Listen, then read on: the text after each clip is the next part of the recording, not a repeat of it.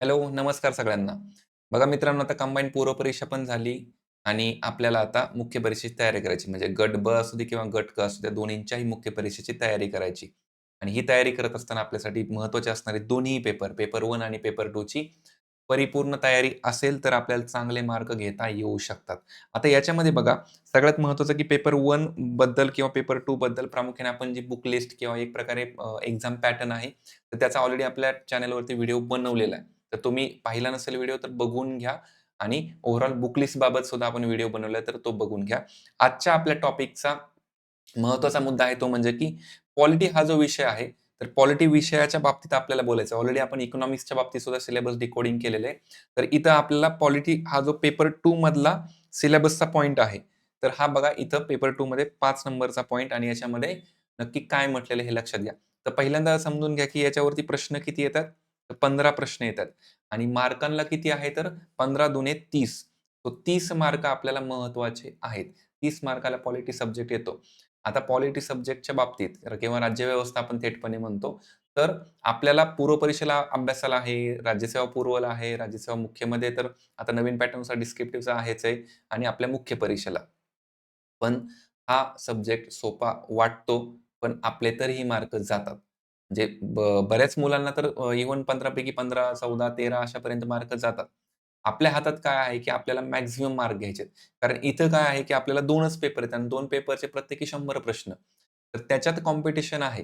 म्हणजे असं नाही, की 4-5 पेपर आहेत आणि त्याच्यात कुठेतरी मग आपण बॅलन्स करू शकतो. तर प्रत्येक पॉइंटला आपल्याला लक्षात घ्यावं लागणार आहे. म्हणजे सब्जेक्टला आपल्याला कुठल्याच हलक्यात घेऊन चालणार नाहीये. तर प्रायमरी बघा आयोगाने आपल्याला सिलेबस काय दिला आणि आपण नंतर मग क्वेशनच्या डिस्ट्रिब्युशनकडे जाऊ आणि त्याच्यामध्ये ते कंटेंट एकत्रित आपण बघूया. तर बघा आता भारतीय राज्यव्यवस्था मध्ये भारतीय संघव्यवस्था हा पहिला कीवर्ड महत्त्वाचा आहे. भारतीय संघव्यवस्था नक्की काय? आणि त्याच्यामध्ये नक्की एक प्रकारे आपली जी फेडरल सिस्टम आहे, तर त्याच्यामध्ये मग ओव्हरऑल आपल्या राज्यघटनेला अनुसरूनच त्यातले पॉइंट दिलेत. वन बाय वन आपण पॉइंट बघूया. याच्यामध्ये प्रामुख्याने बघा, स्थानिक स्वराज्य संस्था सुद्धा हा पॉइंट मेन्शन केलेला आहे. पण खरंच प्रश्नांमध्ये किती प्रश्न आलेत का वगैरे हा सुद्धा एक नंतर चर्चेचा भाग आहे. आपण त्याच्यावरती सुद्धा बोलू. कारण मागच्या 2 वर्षात या सिलेबसवरती गट ब आणि गट क चे टोटल आपले मिळून 4 पेपर झालेत. म्हणजे गट ब चे 2 पेपर आणि गट क चे 2 पेपर मुख्य परीक्षेत सेम सिलेबसचे. तर त्याच्यात साधारणतः प्रत्येकी 15-15 प्रश्न डिस्ट्रिब्युशन कसं आलंय याची एक फाईल आपल्याकडे आहे. तर आपण ती त्याच्यावरती चर्चा करूया. इथं कार्यकारी मंडळ म्हणले म्हणजे आपण त्याला एक प्रकारे एक्झिक्युटिव्ह म्हणतो आणि न्याय मंडळ आहे आपण ज्याला ज्युडिशियरी म्हणतो आणि त्याच्यामध्ये नंतर विधिमंडळ आहे. मग विधिमंडळामध्ये मग केंद्र म्हणलं तर संसद आली आणि राज्यामध्ये मग आपली विधानसभा आणि विधान परिषद हे दोन्ही घटक आले. तर यामध्ये बघा सिलेबसचे कुठले-कुठले पॉइंट दिलेत आपण वन बाय वन जर बघितले आणि आयोगाने प्रश्न कसे विचारले ते आपल्याला क्रॉस चेक करता येऊ शकतं. सिलेबसचे आपण पॉइंट एकदा वाचूया आणि त्याच्यामध्ये परत त्याच्यात डिस्कस करूया की नक्की त्यात काय-काय येऊ शकतं ते. आता यामध्ये बघा पहिल्यांदाच पॉइंट आपल्याला दिलाय की घटना कशी तयार झाली. म्हणजे आपली घटना कशी तयार झाली इथपासून सुरुवात आहे ते नंतर त्याच्यातले पुढचे सगळे कंटेंट आहेत त्याच्यामध्ये. आता यामध्ये सुद्धा काय वाचायचं आणि काय नाही याच्यावरती आपण पुन्हा एकदा चर्चा करू क्वेशनच्या अनुषंगाने. बघा घटना कशी तयार झाली? घटनेच्या प्रस्तावनेमागची भूमिका म्हणजेच प्रिअम्बल बनवण्यामागची किंवा त्यातली तत्व प्रामुख्याने आपल्याला इथं या पॉइंटमध्ये म्हणलेलं आहे. घटनेमधली महत्त्वाची कलमं हा डायरेक्टली टॉपिक दिलाय किंवा ठळक वैशिष्ट्ये म्हणजे फीचर्स ऑफ द कॉन्स्टिट्यूशन महत्त्वाचे त्याच्यामध्ये आणि त्यातले प्रमुख कलमं आपल्याला करायचे आहेत. त्याचबरोबर बघा केंद्र आणि राज्याचा संबंध थेटपणे म्हणले म्हणजे आपली जी फेडरल सिस्टम आहे, तर केंद्र आणि राज्याचा संबंध त्याच्यात मग एक प्रकारे जे काही कामांचं वाटप आहे, तर 7 शेड्यूल वगैरे तर त्याही गोष्टी आपल्याला कराव्या लागतील. निधर्मी राज्य म्हणले म्हणजे एक प्रकारे सेक्युलर स्टेट. सेक्युलर स्टेटचं नक्की कशामध्ये दिलेलं आहे? मग राज्याचा कुठला धर्म असतो का? मग किंवा एक प्रकारे भारताचा कुठला स्पेसिफिक धर्म आहे का वगैरे ह्या गोष्टीबाबत इथं मेन्शन आहे. त्याच्या बाबतीत आपल्याला बघायचंय. मूलभूत हक्क, फंडामेंटल राइट्स, मूलभूत कर्तव्य, फंडामेंटल ड्युटीज असतील किंवा मग डी राज्य धोरणाची मार्गदर्शक तत्व. हेही सिलेबसमध्ये क्लिअरली मेन्शन आहे. नंतर एक प्रकारे युनिफॉर्म सिव्हिल कोड म्हणजे आपण त्याला यू-सी-सी म्हणतो. तर हा महत्त्वाचा.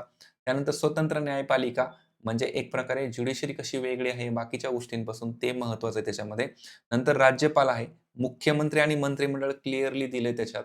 त्यानंतर बघा त्यांची सगळी कर्तव्ये, अधिकार वगैरे कोणाची? तर स्टेट लेजिस्लेचरमध्ये असणाऱ्या महत्त्वाच्या घटकांची. त्याचबरोबर राज्य विधिमंडळ म्हणले की मग विधानसभा, विधान परिषद हे घटक आले. त्यांचे सदस्य, अधिकार, कर्तव्य, विविध समित्या. आता इथे एक क्लिअरली गोष्ट तुमच्या लक्षात आणून द्यायची, की आपण लक्ष्मीकांत सरांचं पुस्तक पॉलिटीचं करतो किंवा तुम्ही इतर कुठले करत असाल, तर त्याच्यात ओव्हरऑल सगळंच पॉलिटी आहे किंवा इव्हन मी म्हणेल त्याच्यात आपल्या सिलेबसपेक्षा जास्त कंटेंट आहे. पुस्तक चांगलं आहे का तर बेस्टच आहे. पुस्तक करायला पाहिजे का ते तर करायलाच पाहिजे.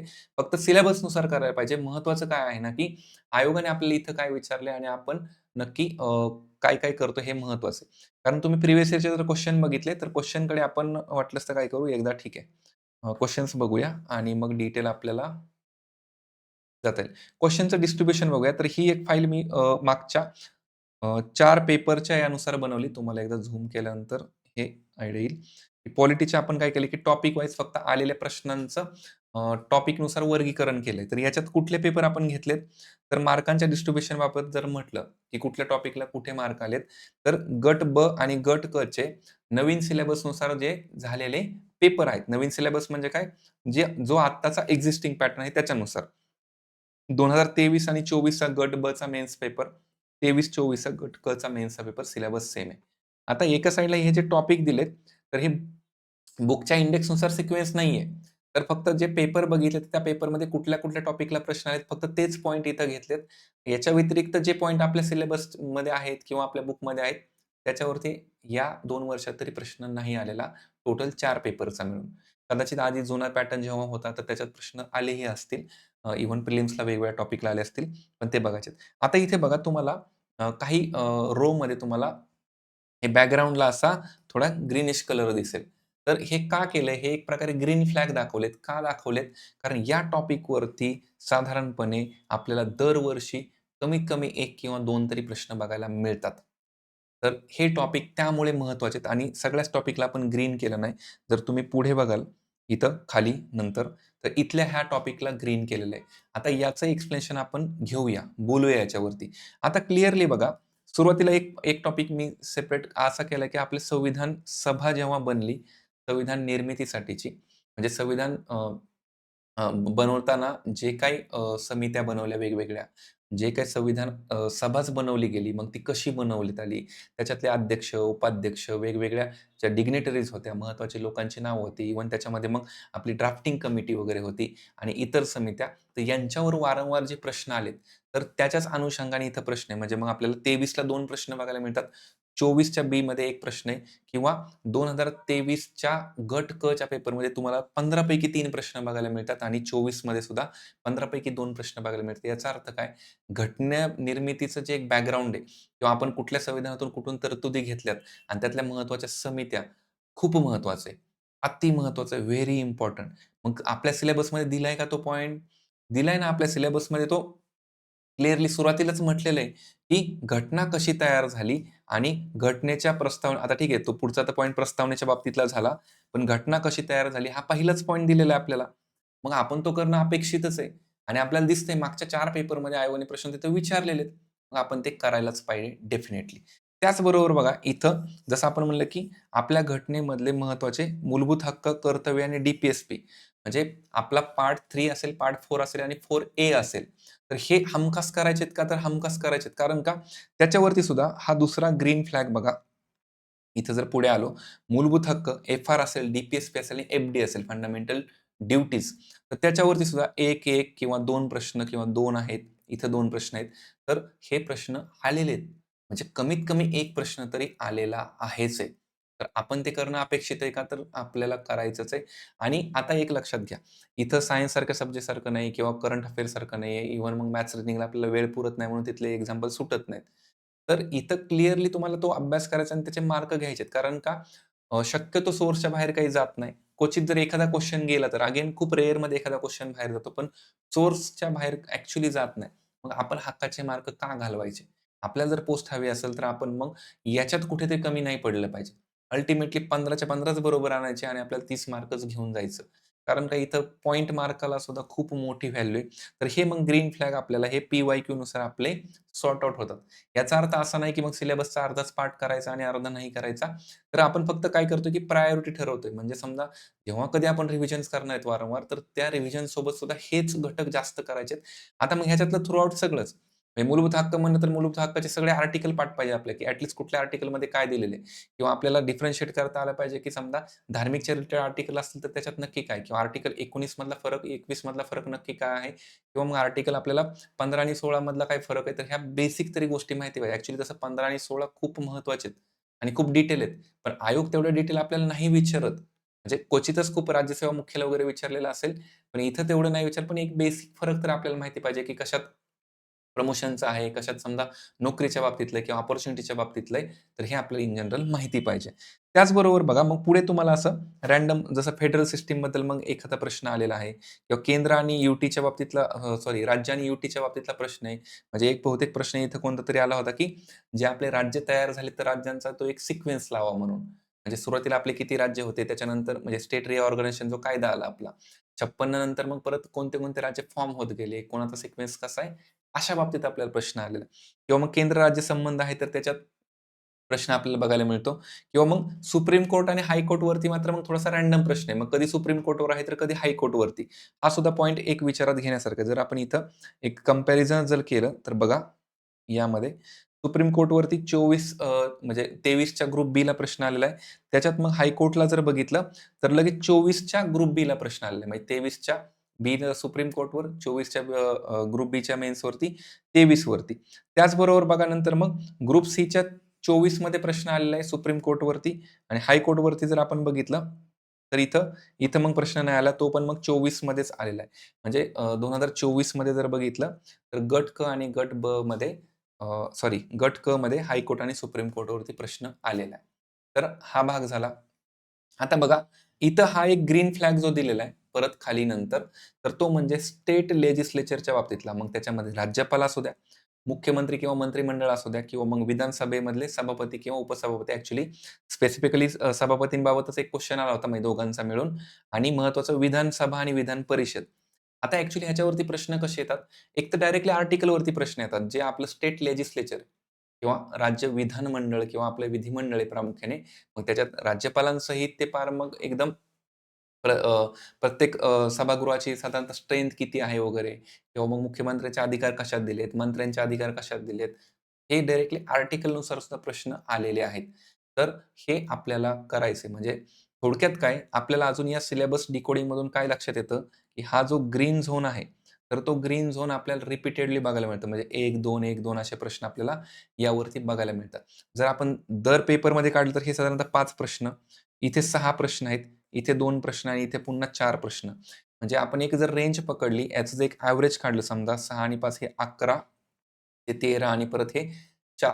म्हणजे साधारणतः एक आपण म्हणलं की ह्या टोटल 4 पेपरमध्ये आपल्याला साधारणतः 17 ते 18 प्रश्न आलेत आणि यांचं जर ऑन एन एव्हरेज काढलं तर आपल्याला 4 प्रश्नांचं एव्हरेज निघतं. याचा अर्थ काय? 15 पैकी 4 प्रश्नांचं एव्हरेज आपल्याला हे कशातून आहे? तर स्टेट लेजिस्लेचरमधून आहे. मग त्याच्यात विधानसभा असू द्या, राज्यपाल असू द्या किंवा त्याच्यामध्ये विधान परिषद असू द्या किंवा मग इतर ज्या मुख्यमंत्री वगैरे यांच्या बाबतीतल्या तरतुदी आहेत, तर तिथं प्रश्न आपल्याला येतात. तर याचा अर्थ आपल्याला हा झोन सुद्धा करायचाच आहे, जसं आपण वरती बोललो आणि मग बाकी इतर मग रँडम प्रश्न आहे.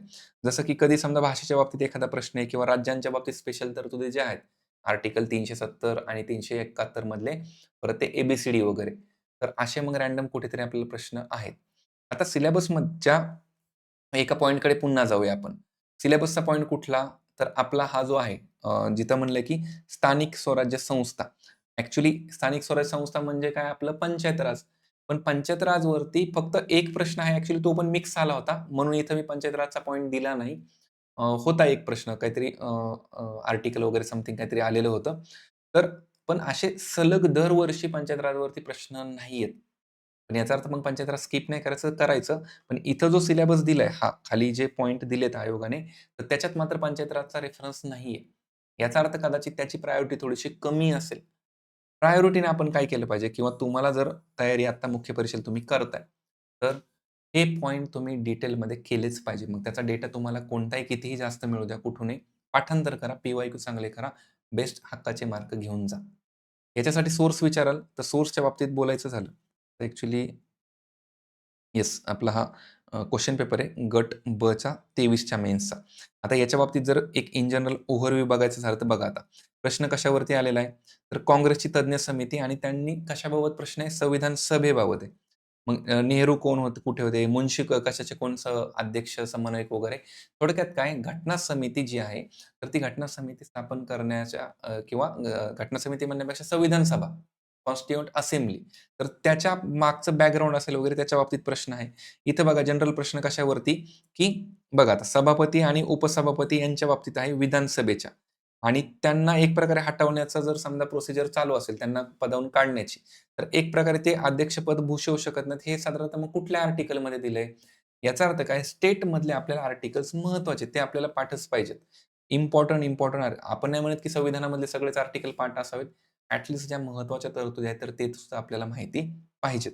त्याचबरोबर बघा, पुढचा परत संविधान सभेबाबत प्रश्न इथं आलेला आहे आणि संविधान सभेमध्ये सुद्धा मग पहिली बैठक कधी आयोजित केली किंवा मग पहिले अध्यक्ष कधी निवडले गेले, राजेंद्र प्रसाद असतील किंवा मग जे उपाध्यक्ष होते, मग 2 उपाध्यक्ष होते हे आपल्याला माहिती पाहिजे.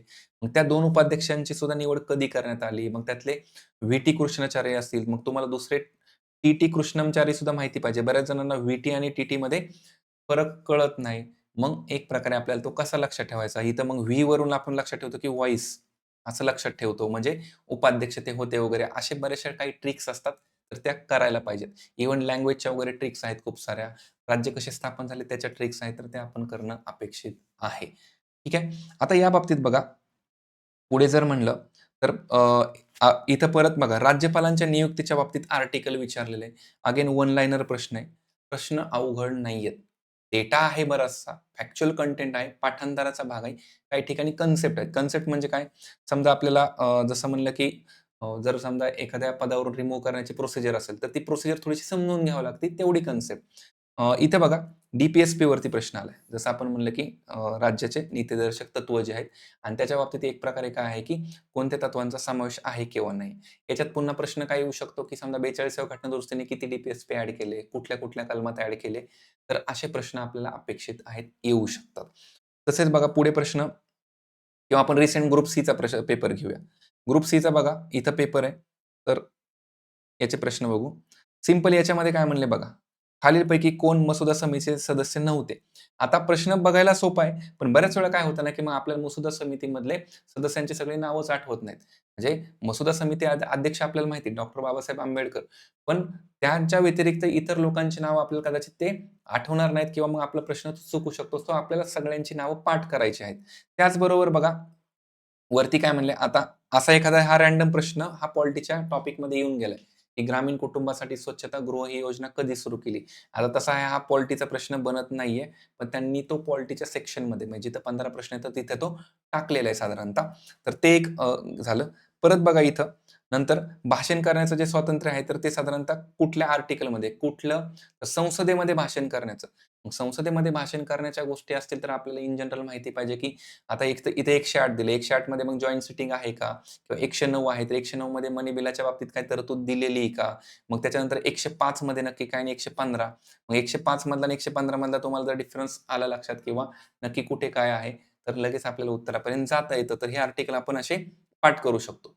आता बघा, इथं वरती क्वेशन ह्या क्वेशनबद्दल एक बोलायचं होतं, की बघा आपलं संविधान तयार केलं असताना किंवा तयार करत असताना म्हणजे इव्हन संविधान सभेवरती टीका झाली होती बरीचशी किंवा फंडामेंटल राइट्स असतील किंवा आपली एक एक प्रकारे जी डेमोक्रॅटिक सिस्टम आहे, तर त्याच्यावरती बऱ्याच लोकांनी मतांतरं दिली किंवा आपल्या प्रिॲम्बलबद्दल कुणी काहीतरी म्हणले, की कुणी समजा म्हणलंय त्याला एक प्रकारे कुंडली वगैरे आहे किंवा मग एक प्रकारे आपले जे राज्य नीतीचे मार्गदर्शक तत्व आहेत किंवा डी-पी-एस-पी तर त्याच्या बाबतीत सुद्धा वेगवेगळ्या लोकांनी टीका केलेली किंवा त्याच्यावरती भाष्य केलेलं आहे. तर ते नक्की कोणी कशाबद्दल काय म्हणलं, याच्या बाबतीत सुद्धा प्रश्न बऱ्याच वेळा आलेले आहेत. जसा की इथं हा प्रश्न दिसतोय.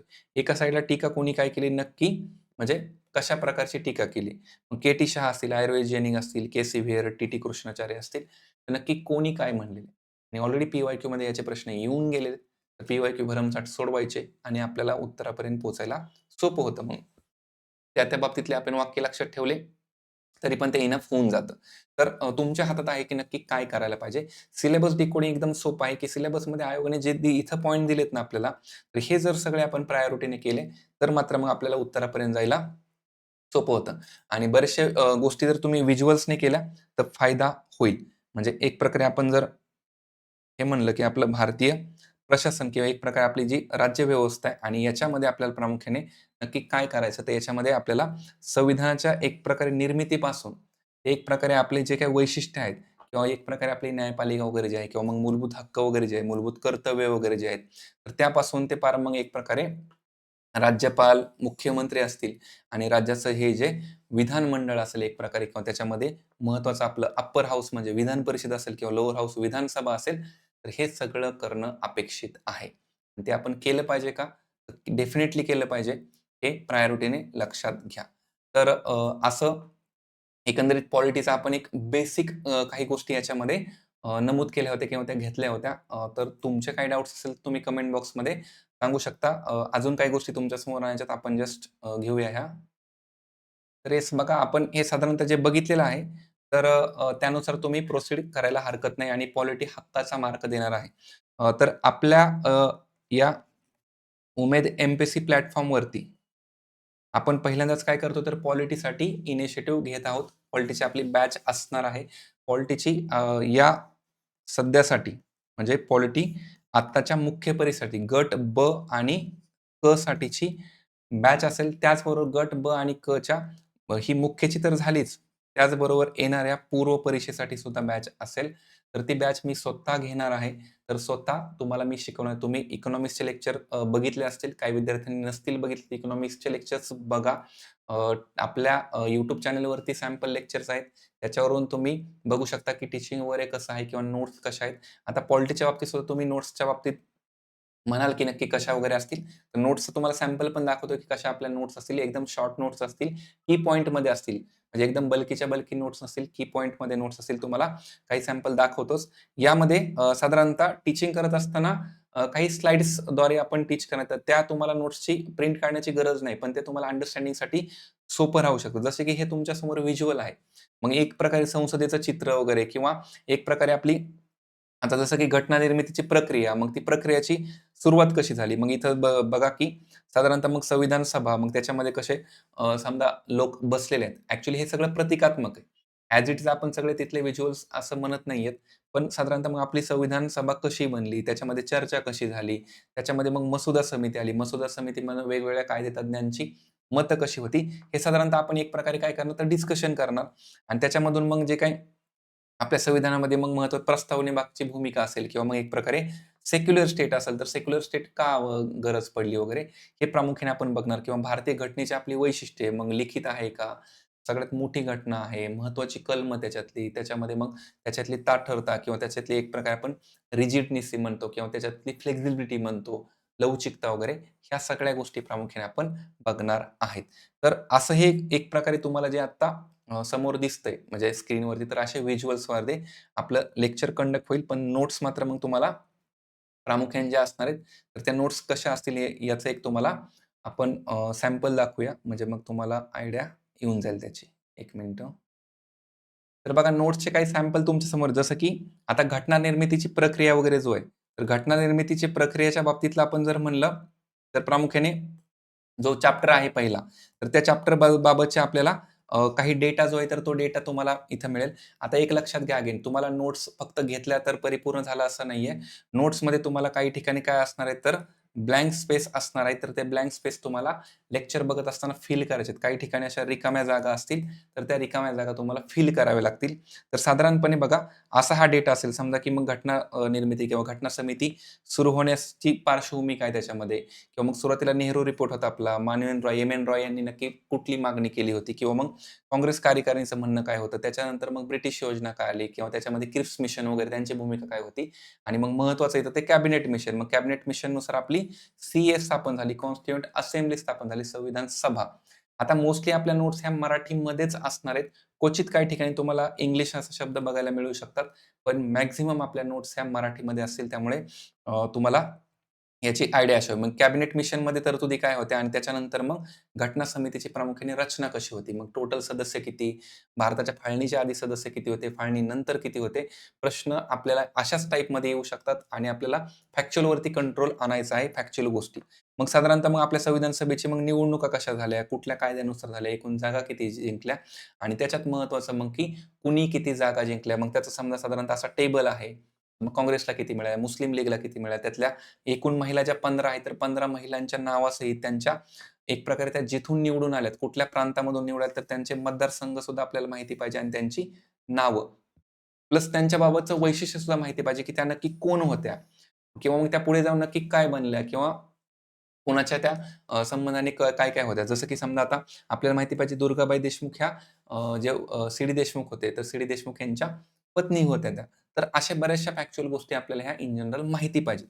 त्याचबरोबर बघा आता पुढे काही टेबल तुम्हाला दाखवतो. जसं ह्या पहिल्या चॅप्टरमधले आपले जसं की आता बघा महत्त्वाच्या समित्या आणि समित्यांचे अध्यक्ष वगैरे आपण हे करतोच त्याच्यामध्ये. त्याचबरोबर पुढे आहे दुय्यम समित्या आल्या किंवा एक प्रकारे मसुदा समितीमधले सदस्य सगळे आणि मग त्यांच्या पदाचे वैशिष्ट्य वगैरे इव्हन ते कुठल्या प्रांतामधून निवडून आलेत किंवा कुठल्या पक्षाच्या माध्यमातून होते वगैरे हे सुद्धा आपल्याला इनिशियली माहिती पाहिजे. त्याचबरोबर इतर जी आकडेवारी जसं की घटनेच्या बाबतीतली इतर माहिती महत्त्वाची ती सुद्धा गरजेची आणि त्यानंतर पुढे मग काही टेबल फॉर्मॅट. हे झालं अशा टाइपच्या नोट्स असेल. आता बरेचसे हे जे टेबल तुम्हाला दाखवले, तर त्यातले काही स्पेस तुम्हाला ब्लँक सोडले जातील, जे तुम्ही लेक्चर करत असताना भरायचे. त्याच्या व्यतिरिक्त बघा आता इथं तुम्हाला हा एक टॉपिक परत दिसतोय आणि हा टॉपिक काय आहे, तर राष्ट्रपती आणि राज्यपाल या टायटलने दिलेला आहे. आता राष्ट्रपती आणि राज्यपाल यांच्या टायटल दिल्याने तुम्हाला ते एक आडव्या पानात दिसेल. म्हणजे तुमच्याकडे जी नोट्स असतात, तर त्याच्यावरती ते आडवं तुम्हाला प्रिंट होऊन येईलच. तर तुम्हाला एक प्रकारे कंपॅरिझन आहे डायरेक्ट राज्यपाल आणि राष्ट्रपती यांचं कंपॅरेटिव्ह डेटा आपण दिलं. सेपरेटली चॅप्टर देणार नाहीत त्याचे. तर जे कंपॅरेटिव्ह घटक आहेत, जसं की समजा मग केंद्रात पंतप्रधान, तर राज्यात मुख्यमंत्री किंवा एक प्रकारे राष्ट्रपती, राज्यपाल किंवा मग आपल्या ज्या कॉन्स्टिट्युशनल बॉडीज समजा की केंद्रामध्ये अटॉर्नी जनरल असेल आणि राज्यामध्ये ॲडव्होकेट जनरल, तर त्यांचं सुद्धा एक कंपॅरिझन आपण अशाच चार्टमध्ये फॉर्मॅटमध्ये देणार आहे.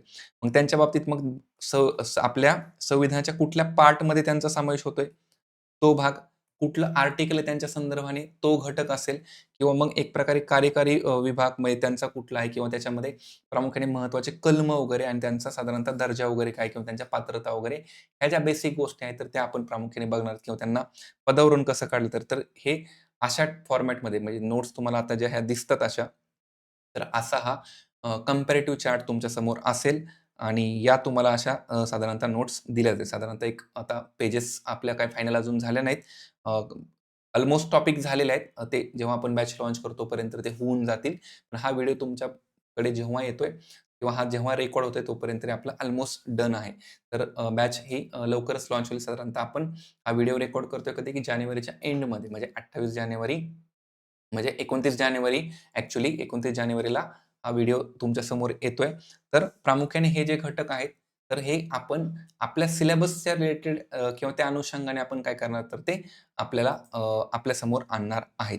त्याचबरोबर पंचायत राजचा सुद्धा थोडासा पार्ट आपण घेणार आहे, जो की आपला कंपॅरिझनमध्येच असेल. मोस्टली आपला तो चार्ट फॉर्मॅटमध्येच असेल. तर अशी ही आपली पहिल्यांदा फर्स्ट टाईम असणारी उम्मेद एम-पी-एस-सी आपल्या या ऑनलाईन प्लॅटफॉर्मवरती आपली ही पॉलिटीची बॅच असणार आहे कंबाईन पूर्व आणि कंबाईन मुख्य परीक्षेसाठी. तर हक्काचे मार्क घेण्यासाठी रेडी राहा. नवीन पद्धतीने नवीन गोष्टी शिकण्यासाठी किंवा एक प्रकारे जो आपला कामाचा डेटा आहे आणि ज्याच्यावरून हक्काचे मार्क मिळू शकतात, तर तो डेटा तुमच्यापर्यंत नक्कीच येईल. याच्यामध्ये महत्त्वाचं आहे की तुम्हाला पी-वाय-क्यूजची भरपूर प्रॅक्टिस होऊन जाईल. आपण मॅक्सिमम पी-वाय-क्यू आपल्या सेशनमधून घेऊया आणि मॅक्सिमम तुम्ही प्रॅक्टिस केली. त्यामध्ये तर महत्त्वाचा पी-वाय-क्यूचा डेटा आपण अल्मोस्ट कव्हर करतोच आहोत. म्हणजे जो आपल्या रेफरन्स बुक आहे, तर त्याच्यामधून तो होतोच. पण त्याच्यामध्ये जो काही आयोगाने वेगवेगळा डेटा विचारला, तर तोही आपण त्याच्यामध्ये घेणार आहोत. तर अशा पद्धतीने आपलं एक प्रकारे हे ओव्हरऑल बॅचचं स्वरूप असेल आणि ओव्हरऑल आपण एक प्रकारे सिलेबस डिकोडिंग वगैरे केलं.